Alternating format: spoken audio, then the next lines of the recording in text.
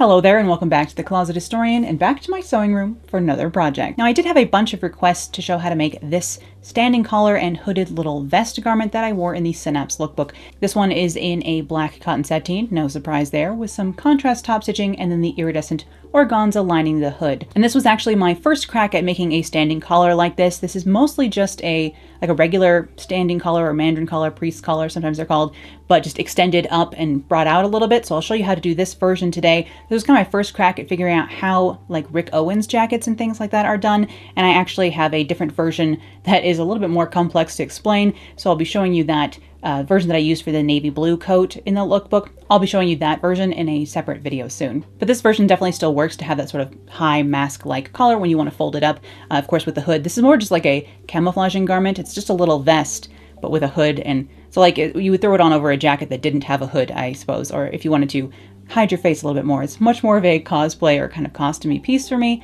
But that's all right. We all know sometimes I dip into that side of things. And seeing as I have a very fun iridescent shot taffeta to use for the foldbacks on this today, let's jump on over to the blue patterning table of doom and get started. All right, here we are with some alphanumeric paper and my basic bodice block pattern, my poster board version of it, that is. So I can trace a full front copy of this mirrored along the center front. So that's what I'm gonna do here. And for the one that you saw in Synapse, I'll admit, I did it a little bit differently. And I used my all-in-one sleeve bodice block to do that one. You could start with either this regular standard block or that. This one I wanted to have no extra nonsense going on at the shoulder. So that one I started with the all-in-one sleeve and did a short all-in-one sleeve on that. But this today I'm just going to do the standard sleeveless vest sort of situation, and it will make it really easy to finish, if a little bit weird today when I line this. So I'll show you all of that when we get to the sewing. But I'm just going to draw in my darts here as well. Even though we will be eliminating these today, I will be transferring this into a princess seam. And then, of course, it'll be a wrap across the front here, so the dart on this right-hand side will just be eliminated from that. But this is a full mirrored copy, mirrored along the center front of my bodice block. I'm going to start by coming in an inch along the shoulder from the neckline and drawing a line from there down through the apex on this right-hand side, and then curving from that apex into the side seam, however tall I want this vest to be at the side seam. Then I just curved this line a little bit better because it's nicer. Give it a more elegant line as compared to that straight line there. Then I was deciding where I wanted my princess seam to be on this side, so I'm just going to throw that up into the shoulder, and then I will draw in a yoke as well. Again, the one in Synapse doesn't have a yoke, but I just wanted to add it this time because we're color blocking this time as opposed to doing it in a solid color like I did for that first one. Now I will be eliminating these darts by creating a princess seam here. I'm just going to continue this line that I did up to the shoulder down through the start so that it's a completely straight line for this center front piece, which means I need to move my dart over 3/8 of an inch, which I will do. Of course, you can always move your darts anywhere, usually more than 3/8 of an inch over, but 3/8 of an inch over will work. And then this one on the right hand side we will eliminate entirely. I am going to bring this out a 1/2 inch along the shoulder, even though I'm not putting a all-in-one sleeve or any kind of sleeve on this today. It'll just be a vest. I just want to poke it out a little bit over the shoulder there. So that's what I've done there. And then I'm lowering it at the arm side 5/8 of an inch and just curving that all together so it's nice and smooth. And then I will cut this buddy out. We can start doing some dart manipulation, of course. Cut along the waist here, like so. So let's start over here on the right-hand side with this dart because we're going to eliminate it entirely. I want to swing that closed. I'm cutting up to the apex, swinging that closed. But instead of just swinging it closed, I'm going to overlap the top a 1/4 of an inch as well. And then I'll just smooth this off. That just helps with gaping when it comes to wrap garments. And we're just going to lose that little bit that I cut off there. That'll be fine. And I will cut off the excess left over on the back and tape down my floops. And that is that on that. If you've seen my wrap dress video, you've seen me do this before. I will cut off my yoke as well and add seam allowance to both sides of that so that it can be sewn back together. Again, I'm just adding this yoke for color blocking reasons, like so. And to get even more top stitching onto this garment, which the fun of this garment is all in the top stitching, honestly. I'm just going to label this SF Vest, Science Fiction Vest 2023, because this is sort of a science fiction-y sort of garment to me. It looks like something I would wear as a nomad in Cyberpunk, or, as a citizen of Zon in Arcane, or, I don't know, some other steampunk universe that I don't know about. I haven't read or seen a lot of steampunk things. The problem with me is that I'm very picky about magic, so that comes into trouble with a lot of media. Anyway, on this side, I'm going to add seam allowance, but I'm just going to close this side dart as well and cut away that waist dart because this needs to be a princess seam. Again, see my princess seam video for a slower, more explained version of this, but essentially I'm just cutting away the waist dart, closing the side dart, and this becomes a princess seam. That's how princess seams are done.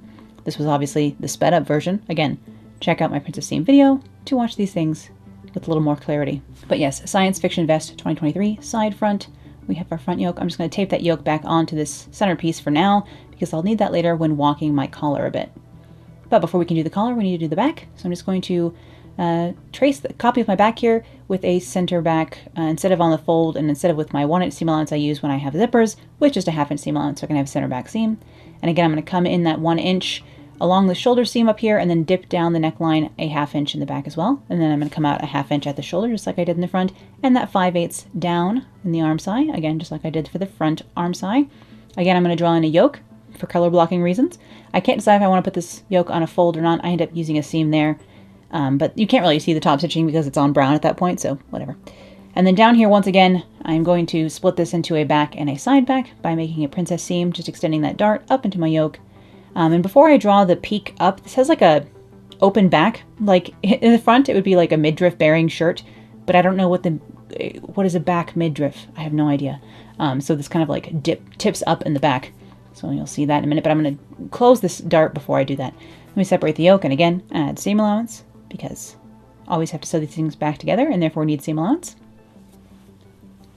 Like so. There we are. But yes, I'm going to cut this apart into a back princess seam. I'm going to cut down to the pivot point and then up to the pivot point and close this here. Before I separate this into 2 pieces for the princess seam, I'm going to go ahead and draw in that tip up. It doesn't go all the way to the side seam, but it just kind of tips up. This triangle gets cut away from the center. I don't really know what to call this. It's just something I thought might look cool. There you go. You know, those are the facts. But now I can add my seam allowance to my princess seam lines along the back here, cut away the dart completely. And now I will have, I know that shape matches up now because of how I drew it in, if that makes sense, that hem shape, I guess, or a shaped hem. You know, apologies, it's late. Anyway, now we have to draft our large stand collar that will eventually become like the kind of standing mask collar in the front of this buddy. So we're going to start with a standard kind of standing collar base. So I just got teed off a line. I'm going to come out 4 inches. That's where my shoulder seam is. That's the measurement of my back neckline on my pattern. I'm going to make this 5 inches tall. So that's what I'm doing here. I did add seam allowance along that bottom line as well. I'm going to come out 4 inches here. Again, this would be what normally you would measure the front neckline to get. And my front neckline is 4 inches. So I'm going to use my standard and then come up the 1/2 inch tip up that you normally do for a standing collar. So you just tip up the front of this, and I use a French curve as recommended to help tip that up. But from here is where we're going to have it as a jumping off point. So I'm going to draw a line from that new angle that French curve created for us. Again, come up that 5 inches. And basically this would be a very tall, short little collar. But now we're extending it outwards so it can become kind of a lapel as well. So like so, this 5 inches just gets tipped up by that 1/2 inch all the way along where the front of the collar would normally be. Now, how far do you want your collar to come down here along your neckline? So this is the neckline of my front. I'm kind of deciding how long I want this to be. Maybe around, I don't know, 9 or 10 inches. Let's go ahead and come out 9 inches from that tip up point, like so. And then I'm going to have this at a bit of an angle. So up here, where this corresponds to, if I draw this in at a 90-degree angle up here, I'm going to come out 10 inches instead. So 9 inches along the bottom line, 10 inches along the top line. Just gives me a little bit of an angle out here. And I will add seam allowance onto the top edge of this collar and onto the outer edge, I guess. Top, out, whatever. Now the reason I drew this line out from the center back is because we're going to use this. So this amount of triangle between where the collar tipped up and the original collar line from the back like this, I'm going to fold this along here and I'm going to trace this angle through the paper on underneath as well. So I'm going to trace this angle like so by folding that. So now I have that like triangle along here mirrored along that original like grain line, I guess, like so. I'm just going to curve this a tiny bit just so that it flows a little bit more when I go to sew this on. But that's how I'm going to create the amount of, I don't know, extra stand along the lapel in the front. I don't know if this works for everything, but it worked for this. So I just made that up. It's not actually an official way of doing anything, or at least not that I know of. So it worked for this. Hopefully it will work for you if you give it a try. But what I'm doing here is I'm going to line up that original 4-inch mark out from the center back, which is my shoulder line. I'm going to line that up with the shoulder seam of my front pattern piece here and see where my collar is ending up and seeing if I want to change the shape of it at all. I think I'm going to take about 1 inch off because it just seems a little long to me. It would have been fine, but in any case, just refine that a little bit. Again, just walking this seam along here. You can change the shape of this if you want. Obviously this is a big angle. You can make it rounded if you want. You can do different shapes if you want. It'll just affect when you flip this up to wear it as a mask, whether or not that works. So this is the way to do it if you want yours to look like mine, I suppose. But now I have all my pieces, and I have to figure out which ones need to be cut out of the gray fabric and which ones need to be cut out of the brown fabric, because the outside of this is going to be dual colored, kind of split colored, in a little bit of an asymmetric way. So all the yolks are going to be cut on brown, and then one side of the fronts and backs will be cut on brown fabric, and one side will be cut on this gray colored twill. Just all leftover cotton twills that I have sitting in my studio down here, left over from other projects. So using that to color block a little bit today. I cut out, the right hand side of both the front and back out of each color. So that's what we have going on here. But I'll just pin my back yoke, brown yolks there. You can see them on the left. Just pin those along the center back. I could have cut those in the fold. Really, you wouldn't have noticed a difference, but whatever. And then I'm going to pin my back princess seams, if you can call these short little seams princess seams. It's very subtle curve because it's just over my back, Back, usually less curved than the front, at least for me.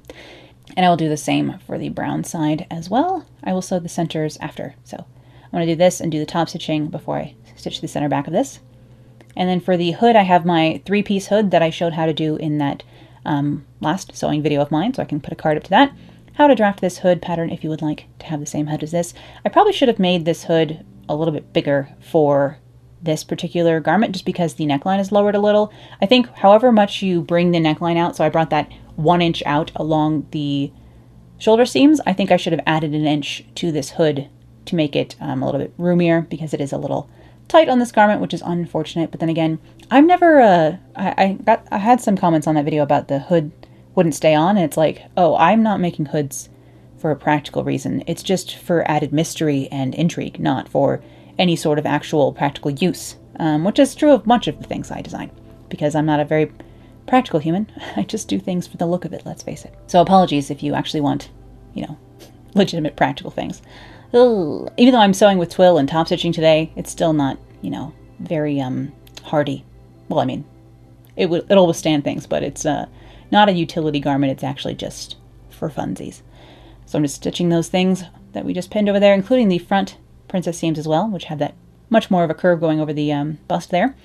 So I'm going to stitch all of these, the first round of pinning over here on the machine, 1/2 inch seam allowance as usual. I am using a reddish brown kind of colored thread for this, and that is because it will match my lining fabric later. So it's a bit of a contrast on both this like nutmeg brown and the gray fabric I'll be using on the outside. Of course, more of a contrast on the gray, but I'm just going to use this reddish brown thread for everything today, which is nice because that means I don't have to switch back and forth between like a project thread and a top stitching thread. Meh, I'm just using this one reddish brown for everything. And I am sewing my tiny little darts for my hood as well. It has these like tiny little buddies in there to help shape things, but then I will sew around the outside curve of this, sewing the center band onto my hood, onto one side of my hood at least. I decided to do the center band in brown, and then either side of the hood in a different color.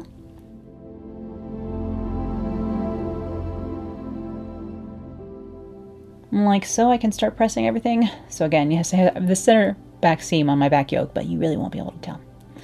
But I will clip my curve around my hood here because it will not lay nicely otherwise, and press this open, and I will do top stitching on almost everything on this jacket. I think well, I called a jacket a vest. I didn't top stitch the side seams, but I think that's it. Everything else I did give it some top stitching to, and a lot of decorative top stitching today. Top stitching. So I will show you that over on the machine today as well. Just how I've been going about this kind of geometric top stitching on a lot of my projects recently. Even this back seam is just a tiny bit curved, so I'm going to clip that a couple of times. And especially because I'll be top stitching it, it's not going to fray apart or anything. And this will be fully lined. And I probably won't ever be washing this garment, honestly, because it's half lined in silk. So it would be kind of dry clean only at this point. Unless you pre-wash your silk, which good for you. That's brave. I'm not that brave. All right, let me clip over the bust, clip out little triangles over the convex and yet also concave curve, depending on how, when you're pressing it open like this, one side is kind of convex and one side is kind of concave. Hopefully you know what I mean. So I just clip triangles out and then press that open. Again, I will top stitch this, set this next to the machine. Same with this. This is why it's nice that I'm not switching back and forth between different colors of thread this time, because there's a lot of things to be doing. This project is not too difficult to put together, however. It's just it's a little confusing if you've never done like this kind of lining technique at the end that I'll show you. before, but if you've seen my vest making video, I think I did it this way, or even there's a kind of similar idea going on in my sleeveless shirt video, sleeveless sequined blouse that I made here on the channel last year. But I can go ahead and start cutting out my lining. That's what that fabric was, by the way. Sneak peek at the lining there. But I will also top stitch everything here. And then I was rincing out some tie-dye in between as well. And then I cut out my lining fabric, which is, you got to keep the tie-dye away from the silk lining fabric. You know, that is a hazard. But I'm just using the edge of my presser foot here as a guide, and I'm top stitching all those seams open. Just everything's pressed open on the inside, so the seam allowance is being sewn down to either side of the seam here, basically. Gives a nice flat finish on this thicker cotton twill. These are both non-stretch cotton twills. One is from backwhenfabric.com was a thing, and one is from Joann's. They are of a similar weight. This brown one is a little bit softer. It's like a brushed finish, and it's a little bit lighter weight than the gray, but they're similar enough that this worked out no problem. And cotton twill is super nice and easy to work with, which is lovely after all the lyrics, brocades, and weird fabrics that I use. This is like a dream to sew after that. And I do use a larger stitch length when I'm doing top stitching, so I have turned this up to 8 stitches per inch as opposed to the 12 stitches per inch that I usually use for seams and stuff. Apparently I cannot speak tonight. I'm recording this after dinner tonight, and perhaps I'm more out of steam than I would think. And my eyes hurt, of course, because I have makeup on today, and therefore now my face hurts. I'm kind of allergic to makeup now. It's very disappointing. My nose doesn't seem to like it, and my eyes definitely don't like it. So it's like, it gives me allergies for sure. Such a bummer, because I love makeup. It just doesn't love me, you know? Hence why the beauty channel definitely died. Oh well. I had a beauty channel for a hot second. There's like 4 videos over there if you ever want to see me try and make a beauty video. A few do exist. But let me pin the other side of my hood here. I will go ahead and sew my front yokes onto the tops of these front pieces now that they are, the princess seam is sewn, basically. Like so. And princess seam is sewn and top stitched, so I can put my yokes on. These little tiny front yokes. And just back on the machine, stitching along, again back to 12 stitches per inch over here, on the Singer 99K, who I really should give a nice New Year's service to. I think she deserves to have a full, like bits of fluff and thread clean out and oiling all the spots I don't normally oil. Normally I just oil the bobbin casing, like raise, I think it's called. The little thing that the bobbin case sits in, honestly. That you're supposed to oil like every day with this machine. But the other spots, I don't bother to oil often because it's, whenever I go to do it, it seems like they're still quite oily. So I think she came to me, when I got that machine, it had been kind of over-oiled. So it's been saturated for a while. And I just sewed the center back as well before I can sew it onto its yoke. You'll see that later because I'm just doing things in the order of when I want to top stitch them, honestly.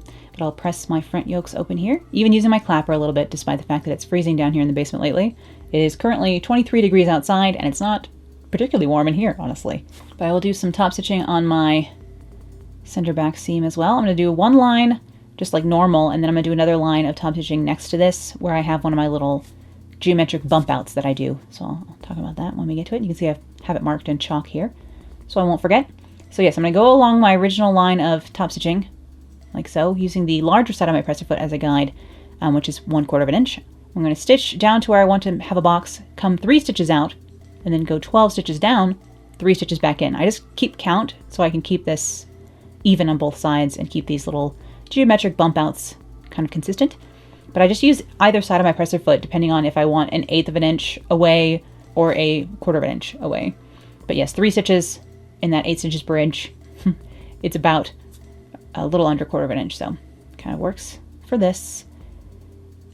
Of course, it's not like super precise. It's just a little lever, you know, it's not digital or anything. So whether or not you got your, you know, accurate ruler out and it was perfectly 4 stitches for every 1/2 inch, no, we don't, who knows. But here I'm doing more top stitching on my hood as well, which is a bit more curved and therefore a little bit more annoying to wrangle around, but works just fine. Just making sure that I have all those little tabs that I cut into the seam allowance flat, using my thumbs underneath the project here to do that. You can't really see because they're underneath, you know.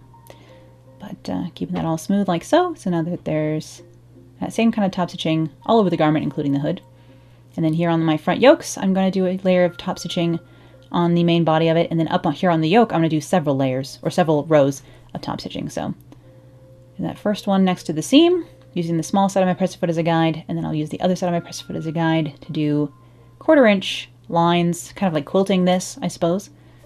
because it's all about the top stitching with this garment. I don't know, it lends a very tactical kind of utility look to a garment, again, that the only tactical purpose is to like hide your face a little, which, you know, in dystopian futures is necessary.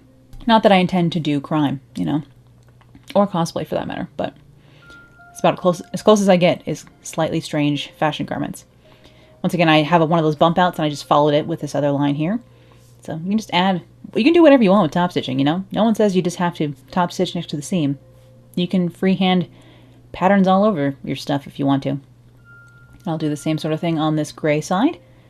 This is where it starts to look a little bit more asymmetric and color blocked because I have the brown yoke on this gray side of the garment. And once again, I will do additional lines on my yoke over here. And I did bump outs on this side too, but I don't keep my bump outs the same on either side. I make them different. So like along the center back, I kept them mirrored, but everywhere else, I kind of just do them at random and make sure that they're asymmetric, if anything, because I like that it's something you can't see until you're up close to the garment, or to me. Step back, please. Unlikely that anyone would be close to me, but you never know. In the future, life is long and full of strange twists and turns, so people could stand close to me again. But off camera, I have constructed my lining using the same set of steps, just without any top stitching, because I'm not top stitching the lining. That would be silly. I mean, you can do it if you want to, but I'm not going to, especially in this fine lightweight silk. But I have the hood here of each the lining and the exterior fabric, and I'm going to go ahead and stitch that together along the outside of the face kind of area, like so. And I'll leave the neckline open, but I'm just going to bagline that hood, basically. And I will line my back yoke up with my back pieces here along that yoke seam as well. And then I can do top stitching on this yoke, because it's all about the top stitching, like I keep saying. Pin that in place. And then here's my lining. I'm still almost done constructing that, but at this point in this, I'm only sewing the side seams, by the way, not the shoulder seams, because we're going to sew the shoulder seams during the lining process. So we're doing this in like the vest way, if you know, if you've ever sewn a fully lined vest before. We're doing this in the strange, sleeveless, full lining method, which I don't know if it has a name, but you'll see what I mean. But for now, let's just go ahead and line this hood. That's easy enough. One long seam along the front of the face of the hood here, and then I'll turn it right side out using the open neckline seam. And sew that back yoke on. I like to do everything in batches, kind of batch processing things, so as many things as I can pin while I'm over at the ironing board or at the blue table, I will pin, and then I'll sew each of those seams, press all of those seams, pin the next round of things, take them back to the machine. So I like to do things in, phases, I guess. And I did switch to a sort of like golden brown color of lining fabric for the side back and side front pieces, just because I wanted to conserve this really pretty color of like russet, reddish brown, rusty silk, and it's like a teal and brown iridescent. And I wanted to conserve some of that if I could, because I might want to use the rest to do the inside collar lining of something else, or for other color blocking in the future. So I wanted to line the parts of the inside that wouldn't ever be really seen with something a little less fancy, because silk taffeta is a pretty fancy thing to use for a lining, especially iridescent silk taffeta. So I mixed that with a little bit of rayon, but I am clipping my curves of the outside of this hood here, getting a lot of little tiny triangles all over the floor, of course. And then I will give this hood a nice press inside, pressing the seam allowance towards the taffeta edge, and then I'm just going to press this nicely, this edge. I'm not going to understitch this because I will top stitch this edge, because the rest of this garment is top stitched, and therefore the hood edge will be as well. Just pressing that here. Need to refill my iron so I can have some steam. Throw a little bit of water in there, please. I do just put tap water in this, which is really bad. I should put distilled water in this, but you know, one day I'll get like a fancy gravity feed iron or something, and then we will be good about it. Until then, I'm not the best caretaker of machinery, sadly enough. Although I did get a new space heater today for the office. We'll see how it works tomorrow. I don't have it on right now. It is quieter than the other heater. I think if I had it on the other side of the room, I could probably get away with having it on during voiceovers. We'll have to see. But in a world where it's 23 degrees outside, it would be good to be able to have my space heater on while I was recording, because otherwise it's just slowly getting colder and colder while I do voice work. And then, eventually I start to turn into a popsicle, which is a shame.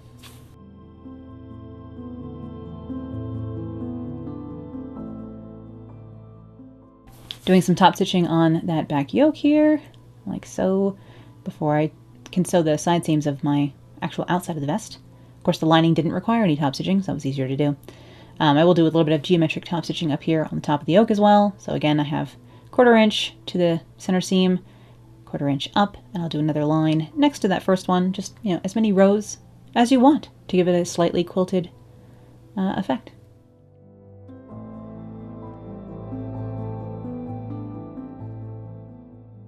And then I will finally sew my side seams, which are these short little buddies here, of course, in this garment as well, and that way we can start to put the 2 layers together. Speaking of 2 layers together, I need to line my collar piece. So this is just like a stand collar like I would normally use, just it's gigantic. So, you know, it doesn't stand a little bit, it stands very tall. But I'm going to do the outside front edges. I'm going to, again, bag line this collar basically, and leave the neckline edge open because, again, that will be sandwiched between the lining and the outside fabric eventually, so no worries there.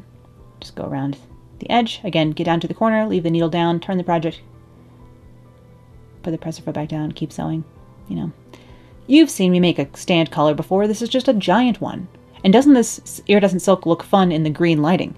Because this fabric is teal and brown, like teal and reddish brown. And then here in the green lighting, it looks even more iridescent and fun. We all know how I love my colored LEDs.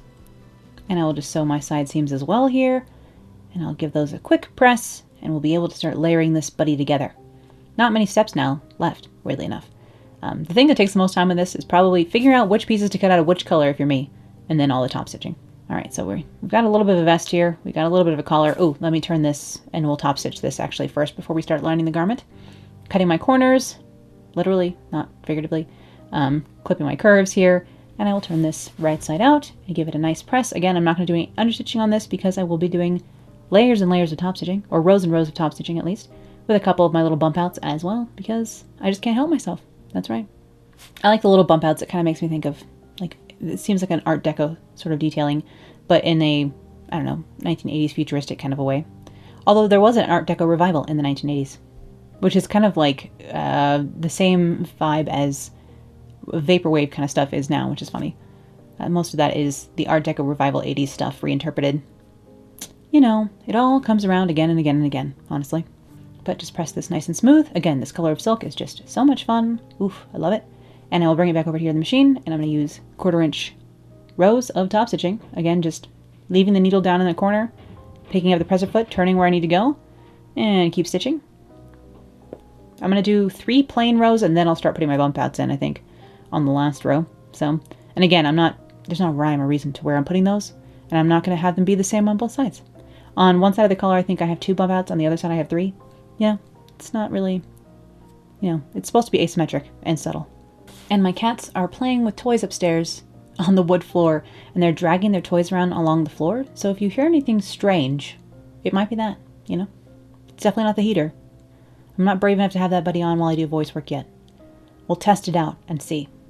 And yes, the color palette of this particular project is a clue to what I have been kind of set on recently.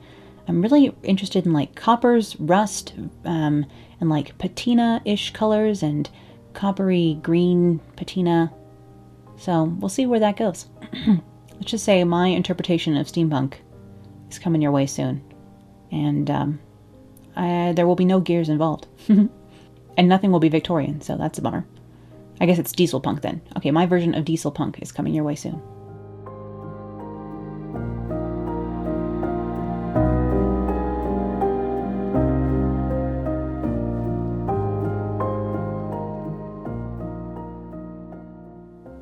Alright, so here's all my top stitching finished. You can see it's quite subtle on the brown outside fabric, but on the silk lining it's quite fun. And of course the taffeta is going to pucker a little bit here because it's taffeta. But that's kind of one of the charms of iridescent taffeta, is that when you quilt over it like this, you can see both colors, and it's very iridescent and pretty. And I think it looks nice. But now I can start attaching my lining to my garment. I'm going to go ahead and bag line the bottom edge of this, basically. So I'm going to come up about 4 or 5 inches onto the front wrap area there, come around the corner at the side seam, and then do the entire hem, pin the entire hem right sides together. And I'll stitch this. Again, this is the sort of vest method of lining. I don't know if this has an official name. I should have looked that up. When do I ever know the official names for things? Very rarely, let's face it. And this lining is kind of more gray on one side than the other, so I used the gray side out for this project. This lining also, it's from Moon Fabrics, and it's quite inexpensive, and it is a nice rayon lining, and it's easy to use, but it is a bit staticky, and a project like this, that doesn't matter. So that's part of the reason I use this lining for this, is because I need to use it on projects where it won't be hanging free, honestly, because when it hangs free, it's kind of staticky. Now, I need to go ahead and do the armholes as well, but I forgot to put the yokes onto the lining, so let me put the front yokes onto the lining at the shoulder, or under the shoulder at least, and then we can go ahead and pin these underarm seams up to about within 3 inches of the tops. So again, leaving the tops, shoulder seams area of the lining and the outside, all of that open and free, and you'll see why. So I'm going to basically line this right sides together along the like 2/3 underside of the underarm, and then we will finish the rest of this arm later, once we have everything right sides turned out. Turned out right side out? Well, dang it, I'm getting so tongue-tied. Though my cat did wake me up an hour early today, but she's so cute that it's fine.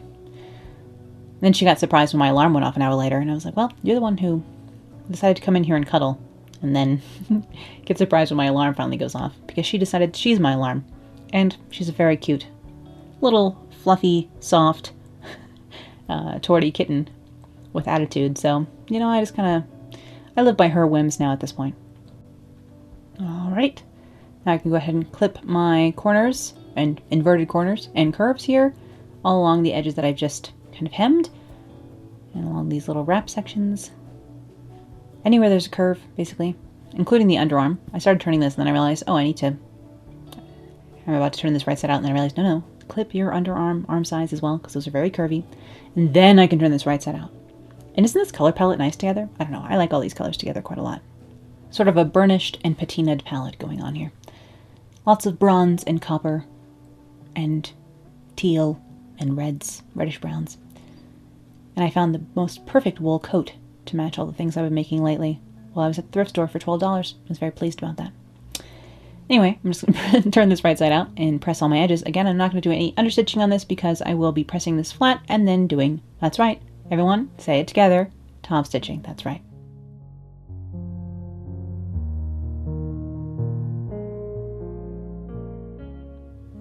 And we still have all of our shoulder seams and neckline, the top here, open, because we're going to put this all together at the shoulder seams, one step at a time, one layer at a time, and then I will put the collar and hood on last and sandwich it between in a very funny little burrito method. So there'll be a lot of fabric to contend with when we get to it.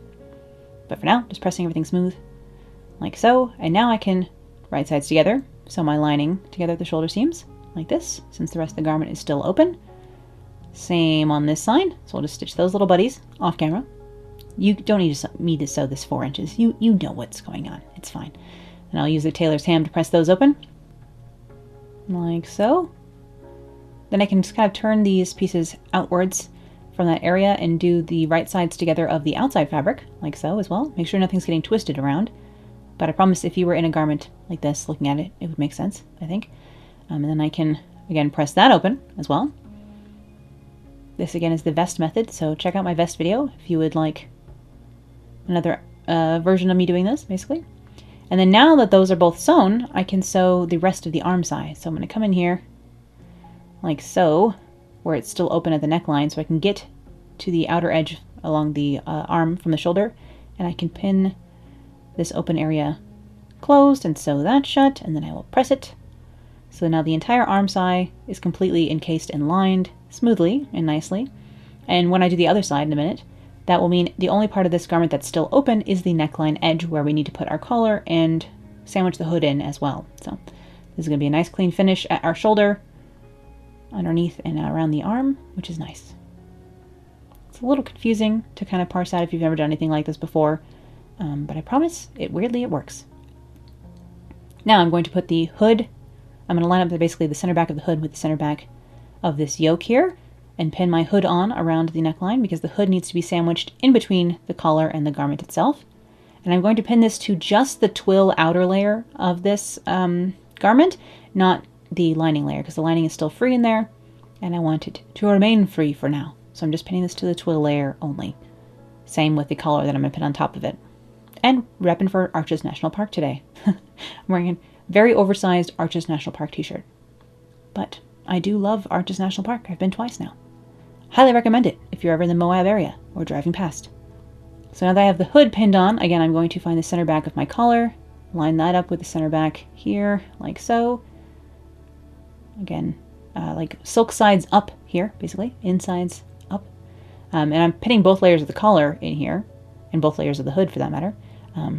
Everything together except for the lining of the vest is hanging free inside there. But this is all being pinned along the twill layer of the vest. Technically right sides together all the way along. Right sides together, silk sides up.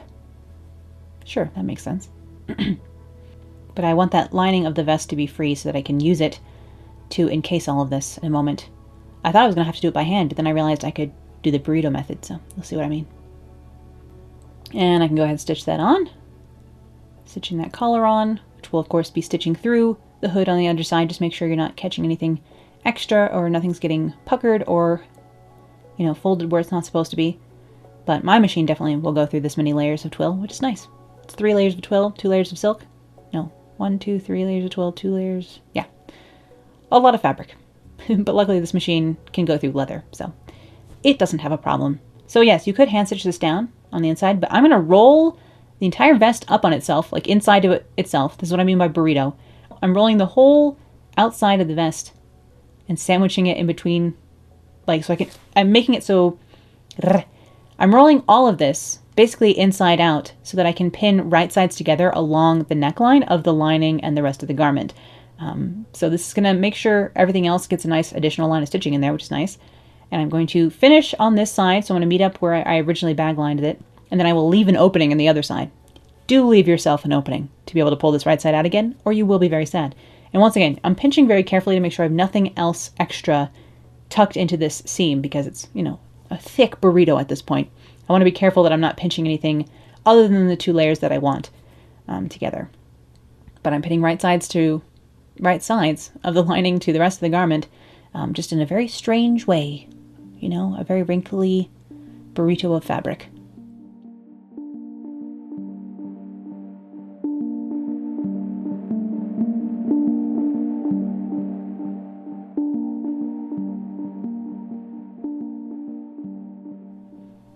But yes, this side here, this is the underside of my wrap front, and I'm going to leave a good hand-sized, like 4 or 5 inch opening over here, so I can turn this all right side out again. Basically, I'm doing this so that I don't have to hand stitch this all, and so I'll only have to hand stitch that little 4 or 5 inch section. But I'll stitch that over on the machine, again, being really careful to not stitch anything extra, and just stitch along the neckline here.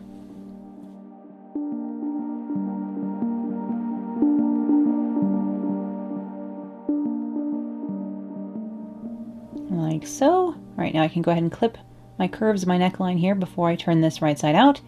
So I'll pull everything out, right side out, back through that little opening I left, and then all I'll have left to do is slip stitch that opening closed. But yeah, get that unwrinkled, pull everything out of there, and this little opening right here underneath the collar just needs to be slip stitched shut by hand. But everything else is now fully lined, and every, you know, seam is completely encased and smooth and nice. Ah, nothing like a fully lined garment when it comes together all nice. And I will do some top stitching around my arm size and around the front of this, but before I do that, I will go ahead and give this a nice press again as well. Most of sewing is pressing, that's right. But yes, top stitching 1/4 inch away from the edge along the arm size, which is easier in a machine where you can like take off the like plate. Obviously this machine doesn't have the kind of like removable sections to be able to do sleeves and stuff, because she's an old gal, alright? This machine's from 1955 and she's still doing her job admirably. And then I will do top stitching all around from the collar down all along the hem here. Like I said, I wasn't going to throw under stitching in here, and that's because I'm going to do top stitching on all this. Center back, come around that corner, or inverted corner. Is there a word for inverted corner? Opposite corner? Yeah. Once I get to the collar on the other side, I'm going to, again, use my 3 stitches to come back around, and then I'm going to go all the way back around. So I'm just making a very long, thin box. So 2 lines of top stitching all along the hem of this buddy. Because once again, it's all about the top stitching with this garment. And I just threw in one of my little bump outs just then, just for funsies. I'll throw another one in up over here on this gray side of the outside here. There we go. About an inch long, these little bumps that I make. You can make them different. You can do whatever you want. Once again, you could draw hearts, you could draw butterflies, you could draw whatever you want. Some people have modern machines that can do all kinds of different fun stitches too, and you get real creative with that kind of embroidering effect. Now on the inside of this, on one side seam, I have the bars, and then I have 2 skirt hooks on that side, and then the outside that will show, I use these larger antique brass hook and eyes that I found at Joann's, and I even cover the loops of these with some sequins that look kind of like brushed steel, because I thought that looked fun and a little bit, again, slightly steampunky to do so, on a very subtle way, you know? I try not to be too in your face until I'm sewing with neon, you know? So I say not to be too in your face unless I am really going in for the cyberpunk look, which we all know sometimes I do. But with that, this vest is all finished, and I can show you what this buddy looks like on.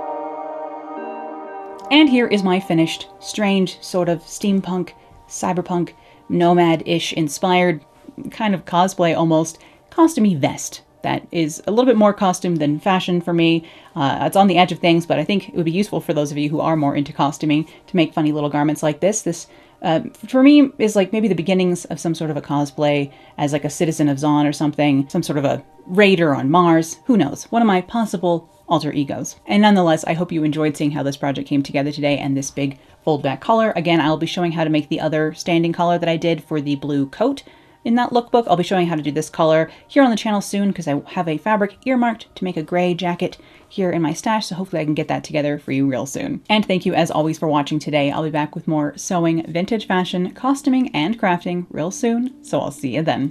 Bye!